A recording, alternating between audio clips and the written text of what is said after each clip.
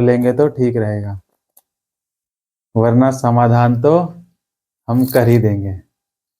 चलिए दोबारा सुनाएं। चलिए सुना। देखो, विचार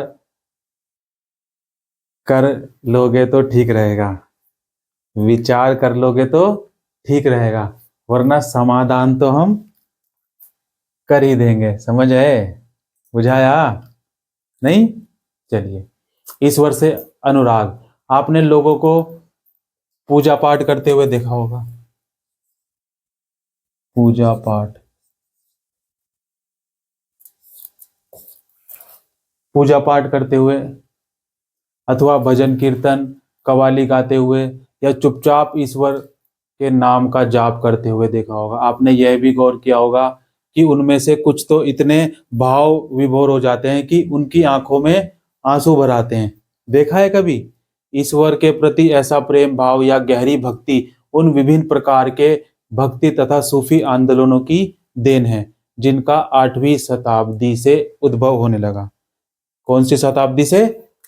8वीं शताब्दी से। 8वीं शताब्दी से उद्भव होने लगा। परमेश्वर के विचार क्या थे? परमेश्वर,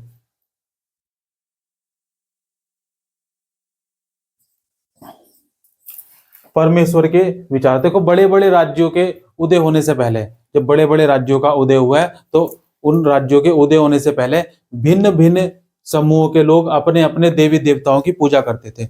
भिन्न भिन्न लोग क्या करते थे? अपने अपने देवताओं की, देवी देवताओं की, जो भी उनके देवी देवता थे, उनकी पूजा करते थे।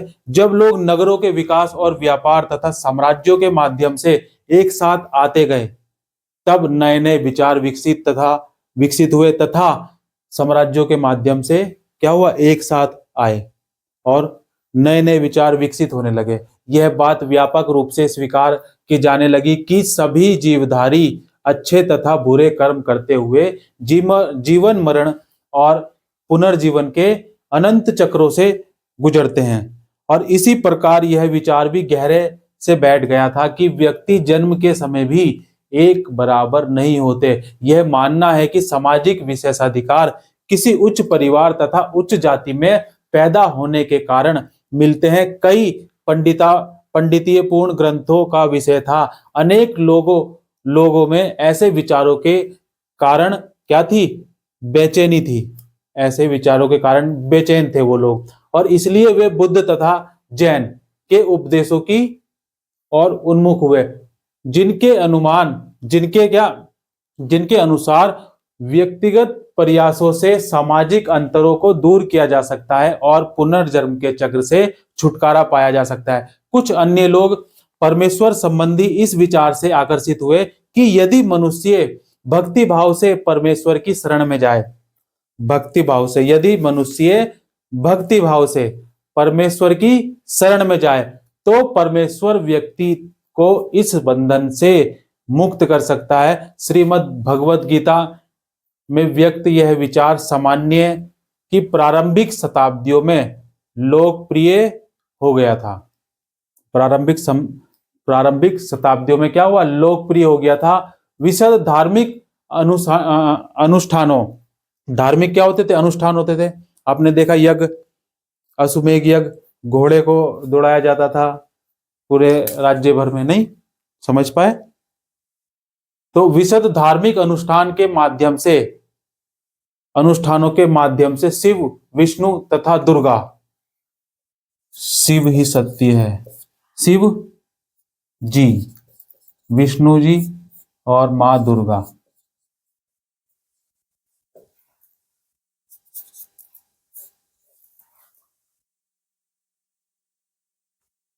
ये देवी देवताओं के रूप में पूजा जाने लगा। साथ साथ भिन्न भिन्न क्षेत्रों में पूजे जाने वाले देवों एवं देवियों को शिव, विष्णु या दुर्गा का रूप माना जाने लगा। इसी प्रक्रिया में स्थानीय मिथक तथा किस्से कहानियां पौराणिक कथाओं के अंग बन गए। पुराणों में पूजा की जिन पद्धतियों की अनुशंसा की गई है, पुराणों में जिन पद्धतियों की क्या की गई है? अनुशंसा की गई थी, उन्हें स्थानीय पंथों में भी अपनाया जाने लगा। आगे चलकर पुराणों में भी इस बात का उल्लेख किया गया कि भक्त भले ही किसी भी जाति पाति का हो।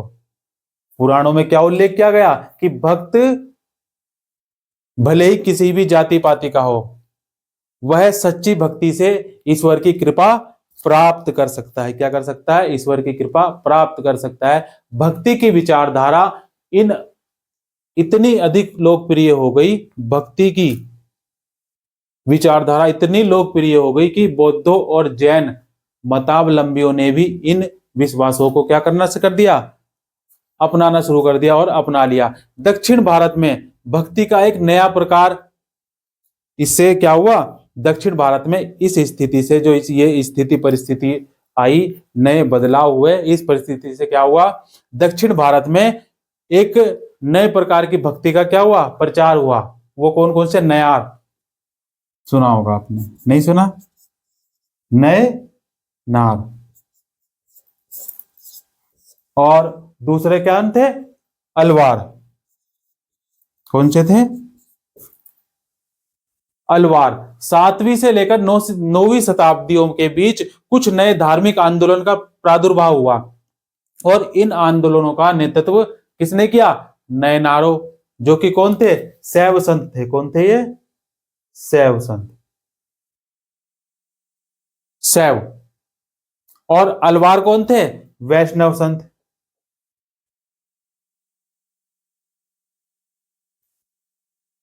वैष्णव संतों ने किया। और इन संत, ये जो संत थे सभी जातियों के थे। ये संत क्या थे? सभी जातियों के थे, जिनमें पुलेया और पनार जैसी अस्पष्ट समझी जाने वाली जातियों के लोग भी शामिल थे। वे बौद्धों और जैनों के कट्टु आलोचक थे और शिव तथा विष्णु के प्रति सच्चे प्रेम को मुक्ति का मार्ग बताते थे। उन्होंने संगम साहित्य, तमिल साहित्य कौन सा है? संगम साहित्य, तमिल साहित्य का प्राचीन उदाहरण और सामान्य प्रारंभिक शताब्दियों में रचित है, में समाहित प्यार और सूरवीरता के आदर्शों को क्या कर दिया? अपनाकर भक्ति के मूल्यों में उनका समावेश किया। क्या किया? उनका समावेश किया। नयनार और अलवार घुमक्कड़ साधु संत थे। कैसे थे ये? नयनार और अलवार घुमक्कड़ साधु संत थे। वे जिस स्थान या गांव में जाते थे वहां के स्थानीय देवी देवताओं की प्रशंसा में सुंदर कविताएं रचकर उन्हें संगीतबद्ध कर दिया करते थे। क्या करते थे? जिस गांव या शहर में भी ये जाते थे, वहां के जो स्थानीय देवी देवता थे उनकी प्रशंसा में सुंदर कविताएं रचकर और उन्हें संगीतबद्ध कर दिया करते थे। 10वीं से लेकर 12वीं सदियों के बीच चोल और पांड्य राजाओं ने उन अनेक धार्मिक स्थलों पर विशाल मंदिर बनवाए। किसने? 10वीं से लेकर 12वीं शताब्दी के बीच चोल, चोली के पीछे क्या है, और पांड्य, पांड्यन, इन्होंने क्या किया? धार्मिक स्थलों पर विशाल मंदिर बनवा दिए जहां की संत कवियों ने यात्रा की थी। इस प्रकार भक्ति परंपरा और मंदिर पूजा के बीच गहरे संबंध स्थापित हो गए। यदि वह समय था जब उनकी कविताओं का संकलन तैयार किया गया। इसके अलावा अलवारों और नयनार संतों की धार्मिक जीवनियां भी रची गई। इनकी जीवनियां भी रची गई। आज हम भक्ति परंपरा के इतिहास लेखन में इन जीवनियों का स्रोत के रूप में उपयोग करते। क्या करते? स्रोत के रूप में उपयोग करते, एविडेंस, जिसको क्या बोलते हैं हम? सबूत। कुल मिलाकर कितने नयनार थे? 63। इनकी संख्या कितनी थी? 63, 63। और अलवार, इन नयनार में कौन कौन थे? बिल्कुल बताएंगे बच्चे। देखो कुल मिलाकर कितने थे? 63 थे, जो कुम्हार, अस्पष्ट, कामगार, किसान, शिकारी, सैनिक, ब्राह्मण और मुखिया जैसे अनेक जातियों में पैदा हुए थे। उनमें सर्वाधिक प्रसिद्ध थे अप्पार। कौन से प्रसिद्ध थे? अप्पार। और समंदर, सुंदरार, माणिक सागर। उनके गीतों में 2 संकलन है, तेवरवम और तिरुवाचुकनम। ये 2 संकलन है। अब अलवार संतों की संख्या कितनी थी? इनकी कितनी होगी? 63, और इनकी थी 64, नहीं थी बच्चे, 12। कितनी संख्या थी इनकी? 12। वे भी भिन्न भिन्न प्रकार की पृष्ठभूमियों से आए थे। उनमें से सर्वाधिक प्रसिद्ध थे पेरियर अलवार। कौन से? पेरिये अलवार सबसे प्रसिद्ध थे। उनकी पुत्री अंडाल, क्या नाम था? अंडाल तोडर डिप्पोडी। कौन सा? टोडर डिप्पोडी। अलवार और नम्मालवार उनके गीत दिव्य प्रबंधन में संकलित हैं। तो समझ पाए बच्चे अलवार कौन थे और नैनार कौन थे? नैनार की संख्या कितनी आएगी? अगर आ गया क्वेश्चन आएगा 1 नंबर में आएगा, ठीक है ना। किसमें? अगर 1 नंबर में पूछा जाएगा तो क्या लगाएंगे हम? 63। और अलवार की संख्या 12। क्या लगाएंगे? 12। दर्शन और भक्ति। दर्शन और भक्ति में देखो क्या फर्क है। दर्शन और भक्ति, भारत में, भारत के सर्व लिख दूं, ठीक है। दर्शन और भक्ति, ये नोट डाउन करिएगा, ठीक है। भारत के सर्वाधिक प्रभावशाली दार्शनिकों में से एक शंकर का नाम, जन्म 8वीं शताब्दी। शंकर, देवों में देव, महादेव, देवों में देव, महादेव और हर हर महादेव। भारत में सर्वाधिक प्रभावशाली दार्शनिक में से कौन? शंकर जी का जन्म 8वीं शताब्दी में केरल प्रदेश में हुआ था। वे अद्वैतवाद के समर्थक थे। कौन थे? अद्वैतवाद के समर्थक थे, जिसके अनुसार जीवात्मा और परमात्मा जो परम सत्य है, दोनों क्या है? एक ही है। दोनों बच्चे एक ही है। उन्हें यह शिक्षा दी कि ब्रह्मा जो एकमात्र या परम सत्य है, वह निर्गुण और निरंकार है।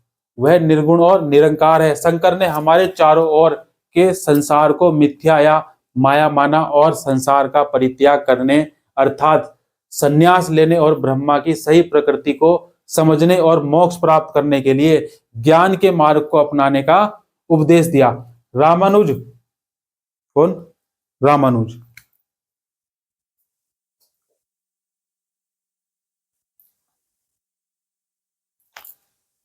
11वीं शताब्दी में, कौन सी शताब्दी में? 11वीं शताब्दी में तमिलनाडु में पैदा हुए। कहां पर पैदा हुए? तमिलनाडु। तमिलनाडु में पैदा हुए। वे विष्णु भक्त अलवार संतों से बहुत प्रभावित थे। जो अलवार संत थे, विष्णु भक्त अलवार, विष्णु की पूजा करते थे, विष्णु भक्त अलवार संतों से बहुत प्रभावित थे। उनके अनुसार मोक्ष प्राप्त करने का उपाय विष्णु के प्रति अनंत भक्ति भाव रखना है। भगवान विष्णु की कृपा दृष्टि से भक्त उनके साथ एकाकार होने का परमात्मा आनंद प्राप्त कर सकता है। रामानुज ने विशिष्टाद्वैतवाद के सिद्धांत को क्या किया? प्रतिपादित किया, जिसके अनुसार आत्मा परमात्मा से जुड़ने के बाद भी अपनी अलग सत्ता बनाए रखती है। आत्मा परमात्मा से जुड़ने के बाद भी अपनी सत्ता बनाए रखती है। क्या करती है? बनाए रखती है। रामानुज के सिद्धांत ने भक्ति की नई धारा को बहुत प्रेरित किया, जो परिवर्तित काल में अपनी कहां पर? उत्तरी भारत में विकसित हुई। कहां पर विकसित हुई बच्चे? उत्तरी भारत में विकसित हुई। तमिल भक्ति आंदोलन और मंदिर पूजा के बीच क्या संबंध थे? तमिल भक्ति आंदोलन और मंदिर पूजा के बीच क्या संबंध थे? इनके परिणाम स्वरूप जो प्रतिक्रिया हुई वह वसवन्ना और अलम्मा प्रभु और अक्का महादेवी जैसे उनके साथियों द्वारा प्रारंभ किए गए वीर शैव आंदोलन, कौन सा? वीर शैव आंदोलन में स्पष्ट दिखाई देती है कि यह आंदोलन 12वीं शताब्दी के मध्य में कर्नाटक में प्रारंभ हुआ था। कहां हुआ था? कर्नाटक में प्रारंभ हुआ था। वीर शैवों ने सभी व्यक्तियों की समानता के पक्ष के और जाति तथा नारी के प्रति व्यवहार के बारे में ब्राह्मणवादी, कौन सा? ब्राह्मणवादी विचारधारा के विरुद्ध अपने प्रबल तर्क प्रस्तुत किया। इसके अलावा वे सभी प्रकार के कर्मकांडों और मूर्ति पूजा के विरोधी थे। क्या थे? विरोधी थे। 13वीं शताब्दी में एक महाराष्ट्र के अनेकानेक संत कवि हुए, जिनके सरल मराठी भाषा में लिखे गए गीत आज भी जन मन को प्रेरित करते हैं और संतों में सबसे महत्वपूर्ण थे ज्ञानेश्वर, नामदेव, एकनाथ और तुकाराम तथा सक्कुबाई। कौन सी बाई? सक्कुबाई। सक्कुबाई जैसी स्त्रियां तथा चोखा मेहब का परिवार जो अस्पृश्य समझे जाने वाली महार जाति। महार जाति के कौन थे? बताओ तो बच्चे। महार जाति, जी महार जाति। डॉक्टर भीमराव अंबेडकर, जिनको क्या कहा जाता है? संविधान का पिता कहा जाता है। क्या कहा जाता है डॉक्टर भीमराव अंबेडकर को?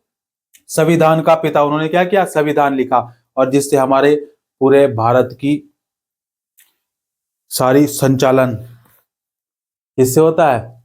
संविधान से। और किसने लिखा है?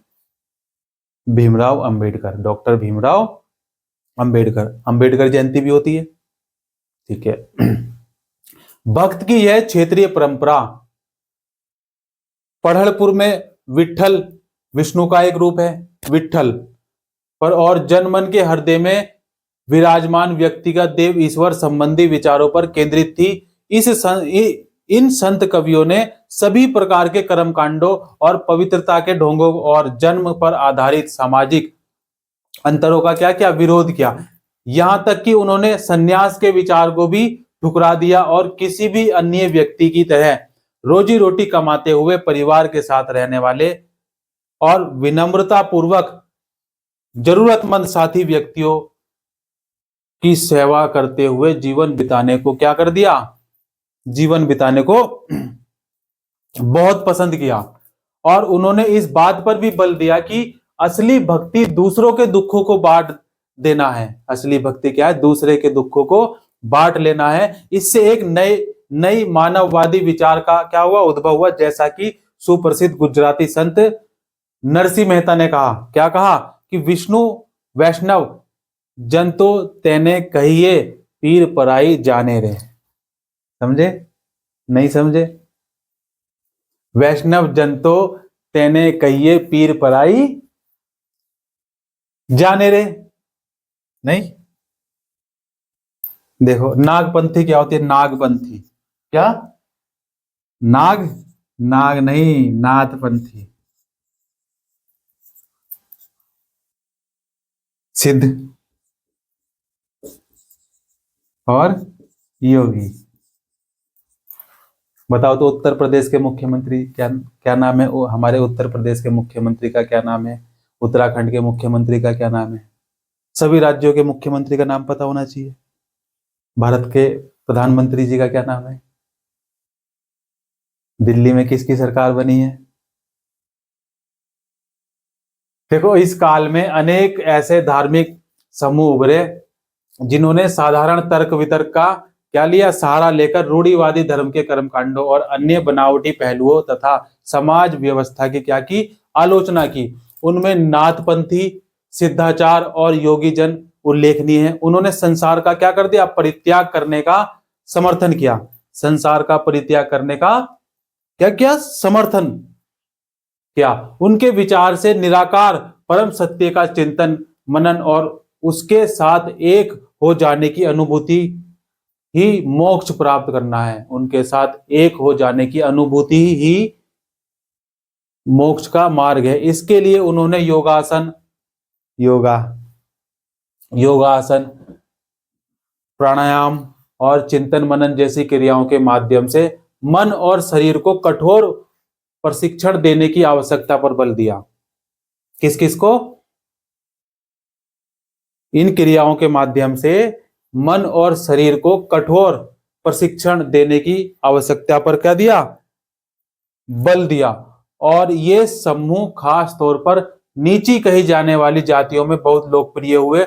उनके द्वारा दी गई रूढ़िवादी धर्म की आलोचना ने भक्ति मार्गीय धर्म के लिए क्या कर दिया? आधार तैयार किया, जो आगे चलकर उत्तरी भारत में लोकप्रिय शक्ति बन गया। क्या बन गया? उत्तरी भारत में लोकप्रिय शक्ति बन गया। ये ऐसा है हमारा सनातन धर्म। नहीं? अच्छा, इस्लाम और सूफी धर्म क्या था? इस्लाम और सूफी, इस्लाम, सूफी हैं? नहीं समझो, शांति से, हल्ला नहीं करो। संतों और सूफियों में बहुत अधिक समानता थी। संतों और सूफियों में बहुत अधिक समानता थी, यहां तक कि यह माना जाता है कि उन्होंने आपस में कई विचारों का क्या किया, आदान प्रदान किया और उन्हें अपनाया। कई विचारों का आदान प्रदान किया और उन्हें अपनाया। सूफी मुसलमान रहस्यवादी थे। सूफी मुसलमान कैसे थे? रहस्यवादी थे। वे धर्म के बाहरी आडंबरों को अस्वीकार करते हुए ईश्वर के प्रति प्रेम और भक्ति तथा सभी मनुष्यों के प्रति दया भाव रखने पर क्या करते थे, बल देते थे। और इस इस्लाम ने क्या किया, एकेश्वरवाद यानी एक अल्लाह के प्रति पूर्ण समर्पण का दृढ़ता से प्रचार किया। अल्लाह के प्रति एकेश्वरवाद पैदा हुआ। 8वीं और 9वीं शताब्दी में धार्मिक विद्वानों ने पवित्र कानून, शरिया और इस्लामिक धर्मशास्त्र के विभिन्न पहलुओं को विकसित किया। इस्लाम धीरे धीरे और जटिल होता गया, जबकि सूफियों ने एक अलग रास्ता सिखाया जो ईश्वर के प्रति व्यक्तिगत समर्पण पर बल दिया। ईश्वर के प्रति व्यक्तिगत समर्पण पर बल दिया। सूफी लोगों ने मुस्लिम धार्मिक विद्वानों द्वारा निर्धारित विशुद्ध कर्मकांड और आचार संहिता को बहुत कुछ अस्वीकार कर दिया। बहुत कुछ अस्वीकार कर क्या किया? बहुत कुछ अस्वीकार कर दिया। वे ईश्वर के साथ ठीक उसी प्रकार से जुड़े रहना चाहते थे जिस प्रकार एक प्रेमी दुनिया की परवाह किए बिना अपनी प्रियतमा के साथ जुड़े रहना चाहता है। समझे? नहीं समझे? नहीं समझे? क्या समझे बताओ?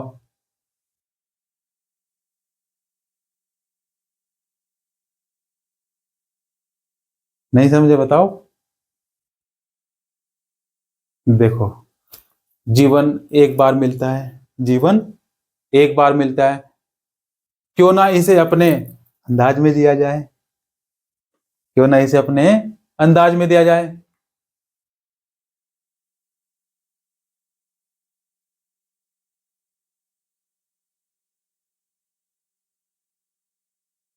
क्या किया जाए? अपने अंदाज में दिया जाए। समझ पाए तो सूफी क्या है? क्लियर हुई बात? कोई दिक्कत है? देखो, संत और कवियों की तरह सूफी लोग भी अपनी भावनाओं को व्यक्त करने के लिए क्या करते थे? काव्य रचना किए करते थे। क्या करते थे?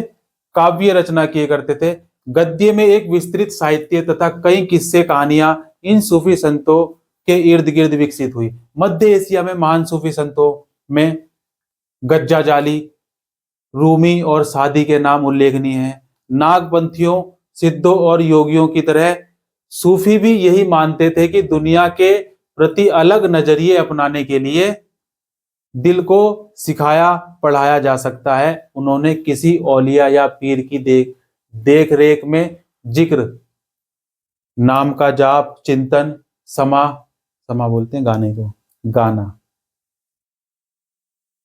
नहीं, रक्स बोलते हैं नृत्य को। किसको बोलते हैं? नृत्य को। नीति पर चर्चा, सांस पर नियंत्रण आदि के जरिए प्रशिक्षण की विस्तृत रीतियों का क्या किया? विकास किया। इस प्रकार आध्यात्मिक सूफी उस्तादों की पीढ़ियों सिलसिलेवार क्या हुआ? इनका सिलसिलेवार प्रादुर्भाव हुआ। इससे हर एक सिलसिला निर्देशकों व धार्मिक क्रियाओं का थोड़ा बहुत अलग तरीका अपनाती थी। 11वीं शताब्दी में अनेक सूफी संत मध्य एशिया से आकर हिंदुस्तान में बसने लगे थे।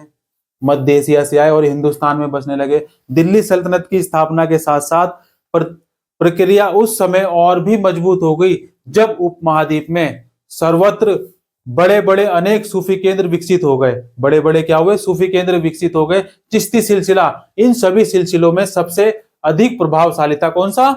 चिश्ती सिलसिला। इनमें औलियों में से एक लंबी परंपरा थी। जैसे अजमेर में ख्वाजा मोइनुद्दीन चिश्ती, अजमेर में किसकी दरगाह है? ख्वाजा मोइनुद्दीन चिश्ती। गए हैं कभी अजमेर? मोइनुद्दीन चिश्ती। दिल्ली के कुतुबुद्दीन बख्तियार काकी, पंजाब के बाबा फरीद और दिल्ली के ख्वाजा निजामुद्दीन औलिया और गुलबर्ग के बदानवाज गीसुदास। कौन? गीसुदास। सूफी संत अपने खानकाहों में विशेष बैठकों का क्या करते थे? आयोजन करते थे। यहाँ सभी प्रकार के भक्तगण, जिनमें शाही घराने के लोग तथा अभिजात और आम लोग भी शामिल होते थे, इन खानकाहों में आते थे। वे आध्यात्मिक विषयों पर क्या करते थे? चर्चा करते थे। अपनी दुनियादारी की समस्याओं को सुलझाने के लिए संतों से आशीर्वाद मांगते थे अथवा संगीत तथा नृत्य के जलसों में शामिल होकर चले जाते थे। अक्सर लोग यह समझते थे कि सूफी औलियाओं के पास चमत्कारिक शक्तियां होती हैं। क्या होती हैं? सूफी औलियाओं के पास क्या होते हैं? चमत्कारिक शक्तियां होती है। क्या होती है बच्चे? चमत्कारिक शक्तियां होती है। देखो, इबादत वो है जिसमें जरूरतों का जिक्र ना हो। इबादत वो है जिसमें जरूरतों का जिक्र ना हो तो बस एक सिर्फ उसकी रहमतों का शुक्र हो। रहमतों का शुक्र हो। तो सूफी औलियाओं के पास क्या होती है? चमत्कारिक शक्तियां होती हैं, जिसमें आम लोगों को बीमारियों और तकलीफों से छुटकारा मिल सकता है। सूफी संत की दरगाह एक तीर्थ स्थल बन जाता था। क्या बन जाता था? औलियाओं की दरगाह एक तीर्थ स्थल, जहां सभी ईमान धर्म के लोग हजारों की संख्या में इकट्ठे होते थे। उत्तर भारत में धार्मिक बदलाव कैसे हुए? उत्तर भारत में धार्मिक बदलाव 13वीं सदी के बाद उत्तर भारत में भक्ति आंदोलन की एक नई लहर आई। 13वीं शताब्दी में भक्ति आंदोलन,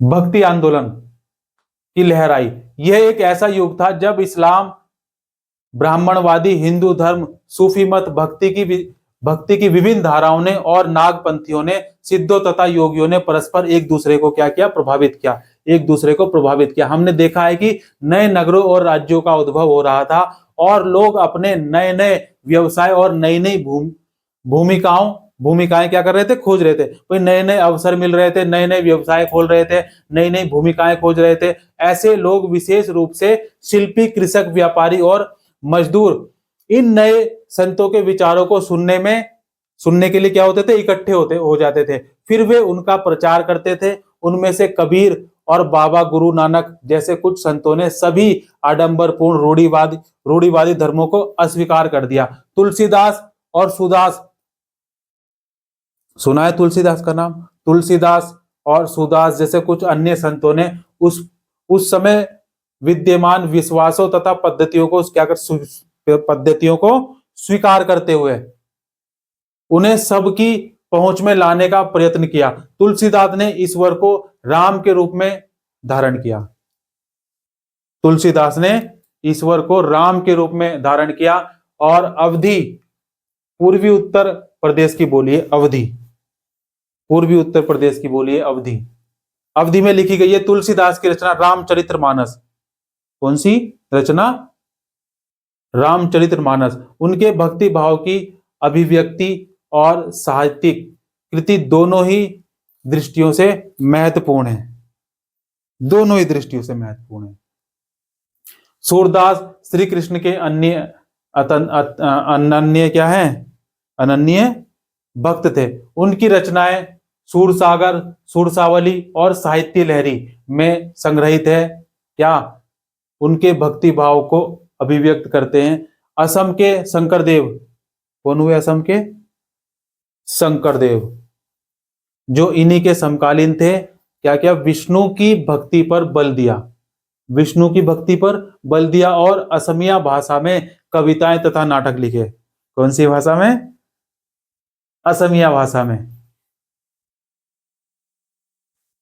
असमिया भाषा में कविताएं तथा नाटक लिखे और उन्होंने भी नामघर, कविता पाठ और प्रार्थना गृह स्थापित करने की पद्धति चलाई, जो आज तक चल रही है। इस परंपरा में दादू दयाल, रविदास और मीराबाई जैसे संत भी शामिल हैं। कौन से संत? मीराबाई का नाम सुना है?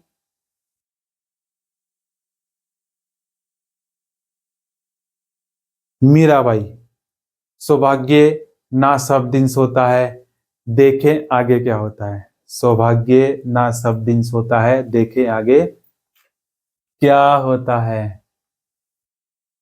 मैं सागर से भी गहरा हूं, तुम कितने कंकड़ फेंकोगे। चलो बताओ बच्चे, मीराबाई। मीराबाई, सुना है नाम मीराबाई?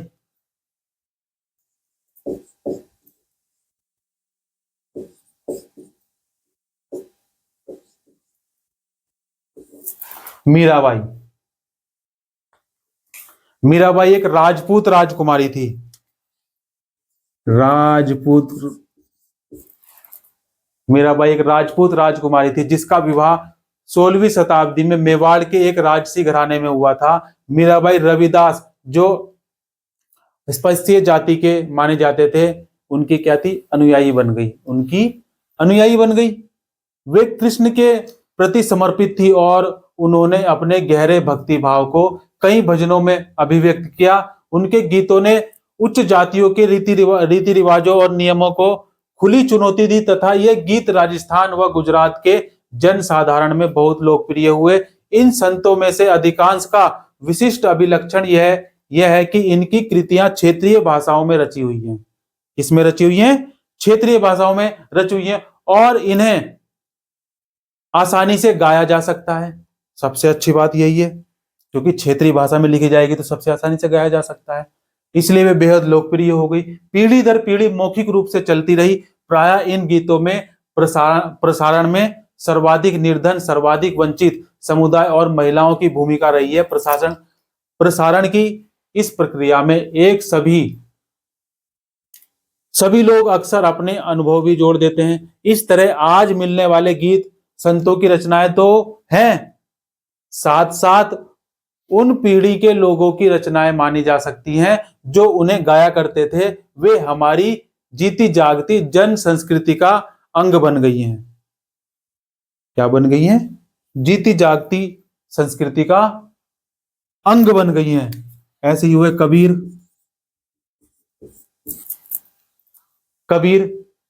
कबीर संभवतः 15वीं-16वीं सदी में हुए थे। वे एक अत्यधिक प्रभावशाली संत थे। उनका पालन पोषण कहां हुआ? बनारस में हुआ। कबीर का पालन पोषण बनारस में। उनके आसपास के एक मुसलमान जुलाहा यानी बुनकर परिवार में हुआ था। उनके जीवन के बारे में हमारे पास बहुत कम विश्वसनीय जानकारियां हैं। हमें उनके विचारों की जानकारी साखियों और पदों के विशाल संग्रह से मिलती है, जिनके बारे में यह पता या यह कहा जा सकता है कि इनकी रचनाएं तो कबीर ने की थी, परंतु ये घुमंतु भजन गायकों द्वारा गाए जाते थे। इनकी रचना तो कबीर ने की थी, परंतु ये घुमंतु भजन गायकों द्वारा गाए जाते थे। इनमें से कुछ भजन गुरु ग्रंथ साहिब, पंचवाणी और बीजक में संग्रहित हैं, सुरक्षित हैं। कबीर के उपदेश प्रमुख धार्मिक परंपराओं की पूर्ण एवं प्रचंड अस्वीकृति पर आधारित थे। उनके उपदेशों में ब्राह्मणवादी, हिंदू धर्म और इस्लाम दोनों की बाह्य आडंबरपूर्ण पूजा के सभी रूपों का मजाक उड़ाया गया है। उसके काव्य की भाषा बोलचाल की हिंदी थी, जो आम आदमियों द्वारा आसानी से समझी जा सकती थी। उन्होंने कभी कभी रहस्यमयी भाषाओं का भी प्रयोग किया, जिसे समझना कठिन होता है। रहस्यमयी भाषाएं कौन सी होती है? जिन्हें समझना क्या होता है? बहुत ही मुश्किल होता है। असंभव, और असंभव कुछ भी नहीं है। असंभव कुछ भी नहीं है। कबीर निराकार परमेश्वर में विश्वास रखते थे। उन्होंने यह उपदेश दिया कि भक्ति के माध्यम से ही मोक्ष यानी मुक्ति प्राप्त हो सकती है। हिंदू या मुसलमान दोनों लोग उनके अनुयायी हो गए। भाई, हिंदू भी हुए और मुसलमान, दोनों ही लोग उनके अनुयायी हो गए। बाबा गुरु नानक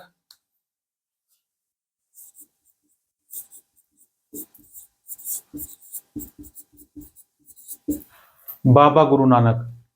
कबीर की अपेक्षा बाबा गुरु नानक 1469 से लेकर 1539 तक के बारे में हम कहीं अधिक जानते हैं। तलवंडी पाकिस्तान के ननकाना साहेब, तलवंडी कहाँ पड़ेगा? पाकिस्तान में। इसमें क्या हुआ? बाबा गुरु नानक जी का क्या हुआ? जन्म हुआ, जन्म लिया इन्होंने यहाँ पर। और जन्म लेने वाले बाबा गुरु नानक ने करतारपुर, रावी नदी के तट पर डेरा बाबा का नानक केंद्र स्थापित किया। और करने से पहले कई यात्राएं की, लेकिन केंद्र स्थापित करने से पहले कई यात्राएं की उन्होंने अपने अनुयायियों के लिए। करतारपुर में एक नियमित उपासना पद्धति अपनाई, जिसका अंतर्गत उन्हीं शब्दों भजनों को गाया जाता था, उन्हीं के। और इनका नाम लहणा था। क्या था? लहणा। लेकिन ये गुरु अंगद के नाम से जाने गए। कौन जाने गए? गुरु अंगद के नाम से कौन जाना गया? बताओ। गुरु अंगद।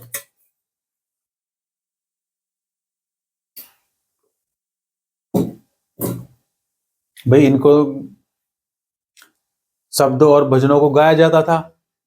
अनुयायियों ने अपने अपने पहले धर्म या जाति अथवा लिंग भेद को नजरअंदाज करके एक साझी रसोई में इकट्ठे खाते पीते थे, जिसे क्या कहा जाता था? लंगर।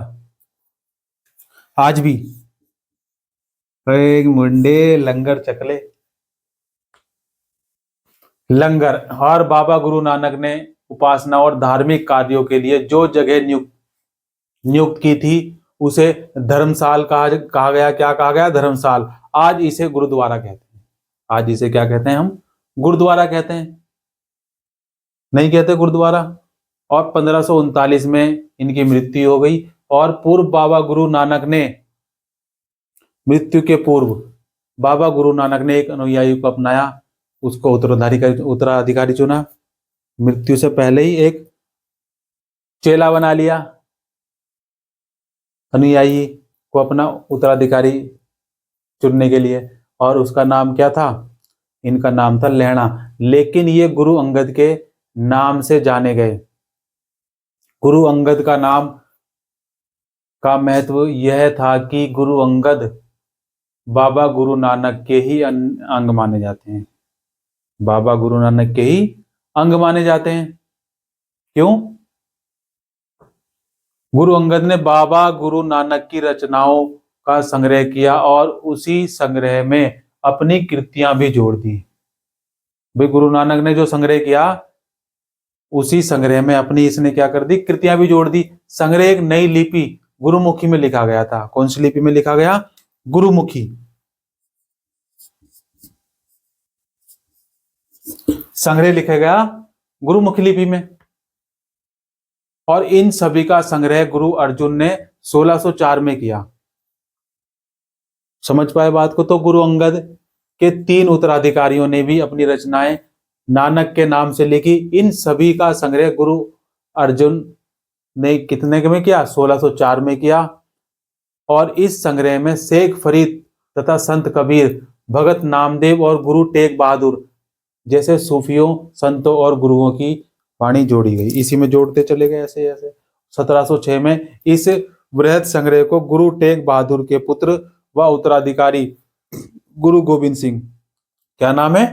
गुरु गोविंद सिंह ने प्रमाणित किया। और आज इस संग्रह को सिख के पवित्र ग्रंथ गुरु ग्रंथ साहिब के रूप में जाना जाता है। ऐसे ही जुड़ते चले गए। और 1706 में बृहद संग्रह को गुरु टेक बहादुर के पुत्र व उत्तराधिकारी गुरु गोविंद सिंह ने प्रमाणित किया।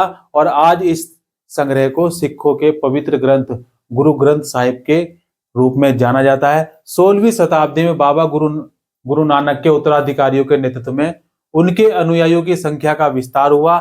ये अनुयायी कई जातियों के थे, परंतु इनमें व्यापारी, कृषक और शिल्पकार ज्यादा थे। खास बात क्या थी? व्यापारी, कृषक और शिल्पकार ज्यादा थे। इनकी वजह यह हो सकती है कि बाबा गुरु नानक इस बात पर बल दिया करते थे कि उनके अनुयायी गृहस्थ हों और उपयोगी व उत्पादक पेशों से जुड़े हों। अनुयायियों से यह आशा भी की जाती थी कि वे नए समुदाय के सामान्य कोष में योगदान देंगे। 17वीं शताब्दी के प्रारंभ से केंद्रीय गुरुद्वारा हरमंदिर साहब स्वर्ण मंदिर के पास रामदासपुर शहर अमृतसर विकसित होने लगा। क्या होने लगा? विकसित होने लगा। क्यों हुआ विकसित? प्रशासन में यह वस्तुतः स्वायत्त था। आधुनिक इतिहासकार इस युग के सिख समुदाय को राज्य के अंतर्गत राज्य मानते हैं। मुगल सम्राट जहांगीर इस समुदाय को एक संभावित खतरा मानता है। एक संभावित खतरा मानता है। उसने क्या किया? 1606 में गुरु अर्जुन को क्या कर दिया? मृत्युदंड का आदेश दिया, मृत्यु दे दो। 17वीं शताब्दी में सिख आंदोलन का राजनीतिकरण शुरू हो गया, जिसका दुष्परिणाम यह हुआ कि 1699 में गुरु गोविंद सिंह ने खालसा की संस्था का निर्माण किया। 1699 में 1699 में खालसा की एक संस्था का निर्माण किया और खालसा पंथ के नाम से जाना जाने लगा। इसको किस नाम से? खालसा पंथ के नाम से जाना जाने लगा। सिख समुदाय अब एक राजनीतिक सत्ता बन गई है। 16वीं और 17वीं शताब्दियों की बदलती हुई ऐतिहासिक परिस्थितियों ने सिख आंदोलन के विकास को प्रभावित किया। शुरू से ही बाबा गुरु नानक के विचारों का सिख आंदोलन पर गहरा प्रभाव पड़ा। उन्होंने एक ईश्वर की उपासना के महत्व पर जोर दिया। उन्होंने आग्रह किया कि जाति, धर्म अथवा लिंग भेद मुक्ति प्राप्ति के लिए कोई मायने नहीं रखते। उनके लिए मुक्ति किसी निष्क्रिय आनंद की स्थिति नहीं थी, बल्कि सक्रिय जीवन व्यतीत करने के लिए साथ साथ सामाजिक प्रतिबद्धता की निरंतर कोशिशों में ही निहित थी। अपने उपदेश के सार को व्यक्त करने के लिए उन्होंने 3 शब्दों का प्रयोग किया: नाम, दान और स्नान। नाम, दान और स्नान। नाम से उनका तात्पर्य सही उपासना से था और दान का तात्पर्य था दूसरों का भला करना। स्नान का तात्पर्य आचार विचार की पवित्रता, आचार विचार की पवित्रता। आज उनके उपदेशों को नाम जपना, कृत करना और वंड छकना के रूप में याद किया जाता है। क्या किया जाता है? समझे? नहीं समझे? नहीं समझे? ये अवधारणाएं भी उचित विश्वास और उपासना, ईमानदारी पूर्ण निर्वाह और संसाधनों को मिल बांटकर प्रयोग करना, यानी कि दूसरों की मदद के महत्व को रेखांकित करती है। इस तरह बाबा गुरु नानक के समानता के विचारों के सामाजिक राजनीतिक मायने थे। शायद इसी बात से हमें बाबा गुरु नानक और उनके अनुयायियों के इतिहास और कबीर, रविदास एवं दादू जैसे संतों और उनके अनुयायियों, जिनके विचार बाबा गुरु नानक के विचारों के काफी करीब थे, इतिहास में फर्क को समझने में क्या करते हैं? मदद मिलती है। इनसे सब चीजों से मदद मिलती है। मार्टिन लूथर के नाम सुना है आपने बच्चे? Martin Luther. लिख दूं मैं? यहां लिख देता हूं,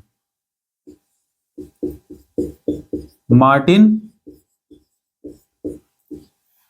लूथर और धर्म सुधार आंदोलन। धर्म